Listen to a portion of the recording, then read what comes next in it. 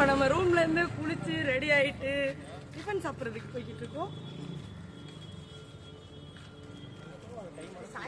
Stick வந்து கொஞ்சம் தடவை ஆடிக்கிட்டு இருக்குது.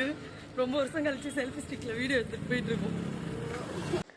பொதுவாகவே அருவி, கடல், ஆறு இந்த மாதிரியான இடத்துங்களுக்கு பக்கத்தில் இருக்க டூரிஸ்ட் பிளேஸ்னாலே ஸ்பெஷலாக நம்ம சாப்பிட்றது மீன் உணவுகளாக தான் இருக்கும். நம்ம ஊர் பக்கத்தில் வந்து கடல் இருக்கிறதுனால கடல் உணவுகள் வந்து அதிகமாக இருக்கும். அதே மாதிரி இந்த இடத்துல ஆறு சார்ந்த உணவுகள் வந்து அதிகமாக இருக்கும்.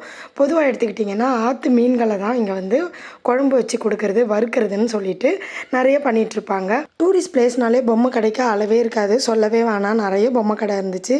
தமிழ்நாடு ஹோட்டல் தான் இங்கே இருக்கிறதுலே கொஞ்சம் பெரிய ஃபேமஸான ஹோட்டலாக இருக்குது. மீது எல்லாமே சின்ன சின்ன கடை தான். முன்னாடியே உள்ளே போயிருந்தோம்னா கரெக்டாக இருந்தோம். டிராஃபிக்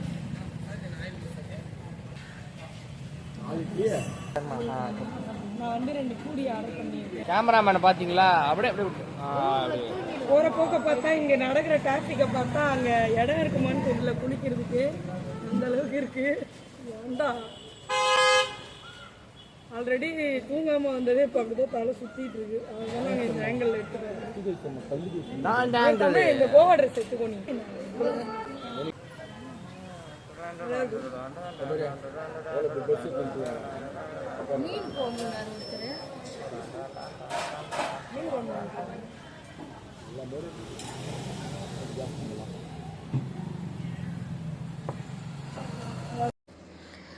இங்கேருந்து ஒகேனக்கலோட என்ட்ரன்ஸ் வந்து ஆரம்பிக்குது. இங்கேருந்தே வந்து பார்த்திங்கன்னா சமைச்சு கொடுக்கக்கூடிய நிறைய ஆட்கள் வந்து இருப்பாங்க. அவங்கெல்லாம் உங்களை தேடி வந்து எத்தனை பேர் இருக்கீங்க, சமைச்சு கொடுக்குறோம், இவ்வளோ கொடுங்கன்னு சொல்லிட்டு பேச ஆரம்பிச்சிருவாங்க.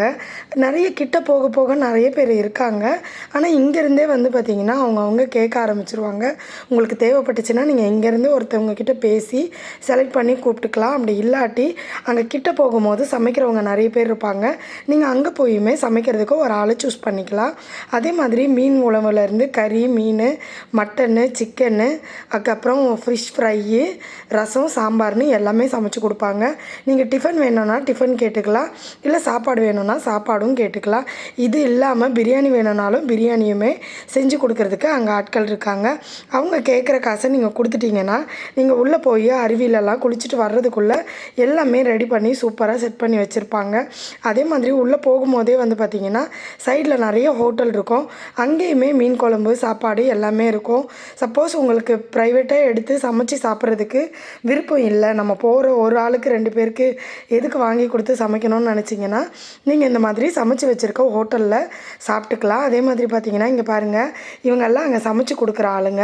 தக்காளி, வெங்காயம் எல்லாமே அங்கேயே வாங்கிக்குவாங்க. அங்கே ஒரு பெரிய டேங்க் இருக்குது. அங்கேருந்து தான் வந்து சமையலுக்கான தண்ணியெல்லாம் வந்து பிடிச்சி எடுத்துக்கிட்டு போகிறாங்க. அதே மாதிரி உங்களுக்கு மீன் வந்து எல்லாமே ஆற்று மீன் தான் அங்கே கிடைக்கும். அதுலேயுமே நிறைய வெரைட்டி இருக்குது. வறுக்கிற மீன், குழம்பு மீனுன்னு சொல்லிட்டு. ஸோ அதில் உங்களுக்கு எந்த மீன் வேணுமோ அந்த மீனை வந்து நீங்கள் வாங்கி அவங்கக்கிட்ட கொடுத்துட்டிங்கன்னா அவங்களே கழுவி க்ளீன் பண்ணிவிட்டு வறுக்கிறது, குழம்பு வைக்கிறதுன்னு எல்லாமே செஞ்சு கொடுத்துருவாங்க. பொதுவாக ஒரு பெரிய மீனாக பேர் தெரியாத மீனை வாங்குறத விட தெரிஞ்ச மீன், ஜிலேபி மீன் மாதிரி இருக்குது, அந்த மீனை வந்து வாங்கி கொடுத்துட்டிங்கன்னா தலை, வால் துண்டு போட்டு நாங்கள் குழம்பு வைக்க சொல்லிட்டோம், நடுத்துண்டெல்லாம் வறுக்க சொல்லிட்டோம். இங்கே தேலி மீன் அந்த மாதிரி மீன் வகைகளுமே வந்து நிறையவே கிடைக்கும். இங்கேருந்து வந்து பார்த்திங்கன்னா பரிசல் சவாரிக்கான போக்குவரத்தெல்லாம் நடந்துக்கிட்டே தான் இருக்கும். இதுதான் வந்து பார்த்திங்கன்னா பஜார்னு சொல்லலாம். இந்த ஒகேனக்கல் பரிசல் சவாரி போகிறவங்களுக்கு இதுதான் பெரிய மார்க்கெட். இந்த மார்க்கெட்லேருந்து தான் நம்ம வந்து மீனெல்லாம் வாங்கி கொடுக்கணும்.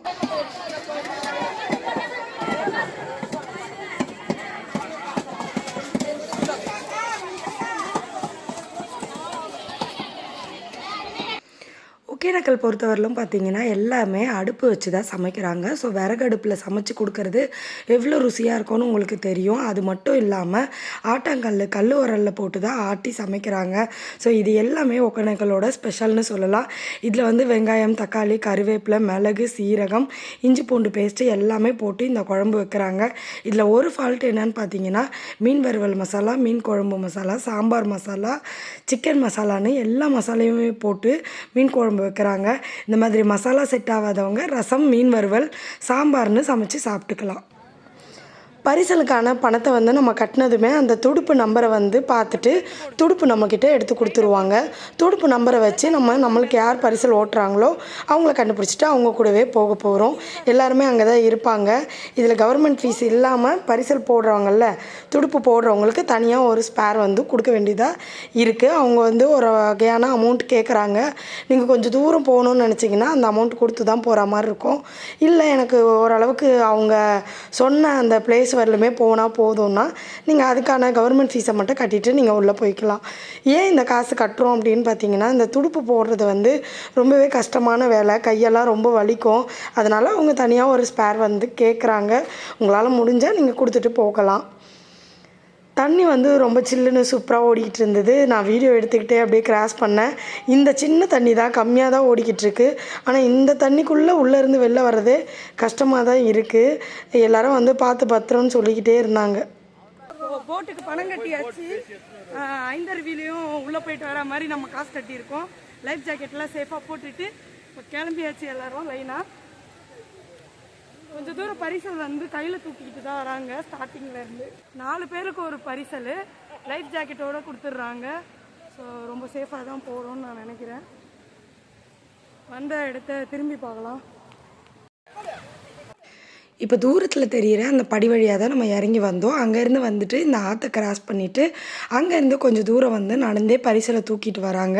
இந்த பரிசல் வந்து பார்த்திங்கன்னா உள்ளே ஃபுல்லாக மூங்கில் குச்சாலையும் அதுக்கப்புறம் மேலே அரிசி பை பிளாஸ்டிக் கோணி வச்சு கட்டி அதுக்கு மேலே வந்து தார் வச்சு பூசியிருக்காங்க. ஸோ இந்த பரிசல் வழியாக தான் நம்ம வந்து இந்த ஆற்றுல ட்ராவல் பண்ண போகிறோம். ஃபேமிலியாக எல்லோரும் ஜாலியாக என்டர்டெய்னிங்காக ஆற்றுல பரிசல் பண்ண போது நினைக்கும் போது ரொம்பவே சந்தோஷமாக இருக்குது. ஸோ எங்கள் கூட சேர்ந்து நீங்களும் ட்ராவல் பண்ணுற பயணத்தை பார்க்கணுன்னு நினச்சிங்கன்னா அடுத்தடுத்த வீடியோவை பார்க்குறதுக்கு ஐஸ்வர்யா கௌதம் ஸ்மார்ட் டிப்ஸ் சேனலை சப்ஸ்கிரைப் பண்ணி வச்சுக்கோங்க. அடுத்த வீடியோவில் சந்திக்கலாம். அது வரைக்கும் பாய்.